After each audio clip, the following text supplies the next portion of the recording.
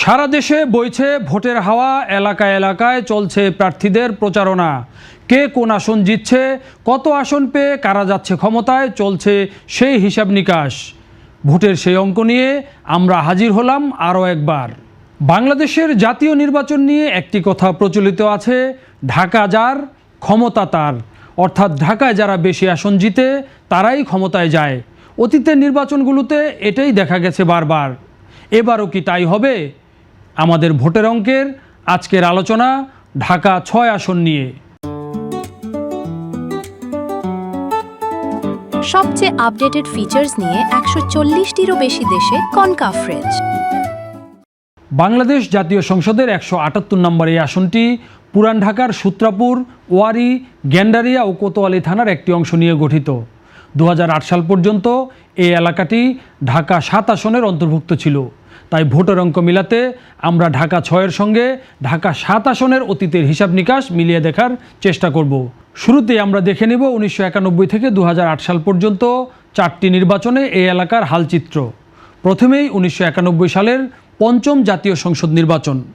পঞ্চম জাতীয় সংসদ নির্বাচনের বর্তমান ঢাকা ৬ অর্থাৎ তখনকার ঢাকা ৭-এর যে আসনটি, সে আসন থেকে নির্বাচন করেছিলেন আওয়ামী লীগের সভানেত্রী শেখ হাসিনা। তবে সেই নির্বাচনের ফলাফলে তিনি কিন্তু সুবিধা করতে পারেননি। তাকে হারিয়ে দিয়েছিলেন বিএনপির তরুণ নেতা সাদেক হোসেন খোকা। তিনি ধানের শীষ প্রতীক নিয়ে ভোট পেয়েছিলেন ৭৬,৬০১ ভোট, যা মোট ভোটের ৫০.৫৪%। শেখ হাসিনা সেবার নৌকা প্রতীক নিয়ে এই আসনে ভোট পেয়েছিলেন ৪৯,৩৬২ অর্থাৎ ৩৬.৫%। এরপর ১৯৯৬ সালের সপ্তম জাতীয় সংসদ নির্বাচনে সেই সময় ঢাকায় যে ৮টি আসন ছিল, সেই ৮টির মধ্যে ৭টি আসনে আওয়ামী লীগের প্রার্থীরা বিজয়ী হয়েছিলেন।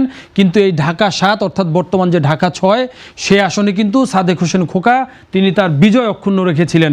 সেবার ধানের শীষ প্রতীক নিয়ে সাদেক হোসেন খোকা ভোট পেয়েছিলেন ৮৭,৮৫৫, মোট ভোটের ৪৫%। সবচেয়ে আপডেটেড ফিচার্স নিয়ে ১৪০টিরও বেশি দেশে কনকাফরেজ। সেবার এই আসনে আওয়ামী লীগের প্রার্থী ছিলেন ফজলুল করিম। তিনি নৌকা প্রতীক নিয়ে ভোট পেয়েছিলেন ৮৪,১৪০, যা মোট ভোটের ৪৩.৮%।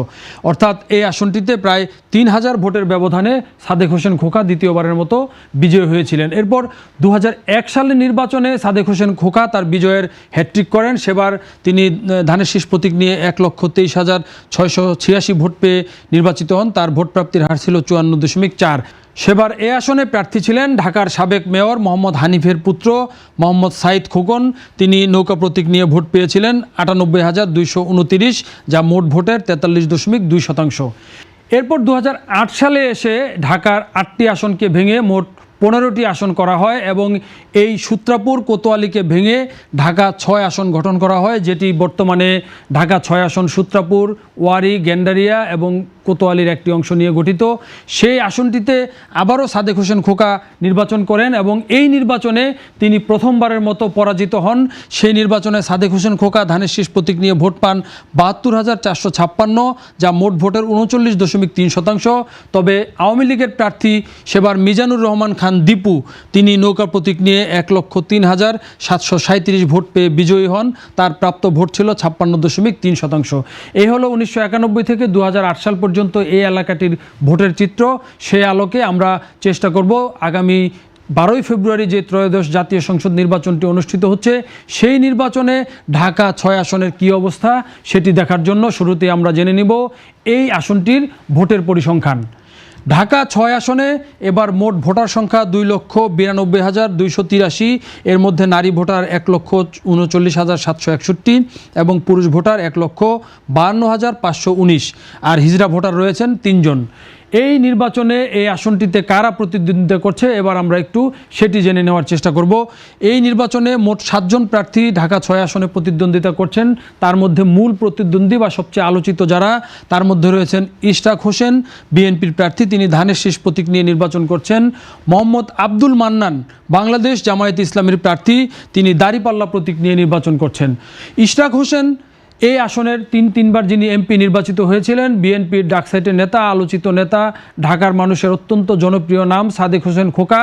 এই সাদেক হোসেন খোকার পুত্র ইশরাক হোসেন, তিনি এরই মধ্যে 2020 সালে একবার ঢাকায় কিন্তু মেয়র নির্বাচন করেছেন বিএনপির এই তরুণ নেতা।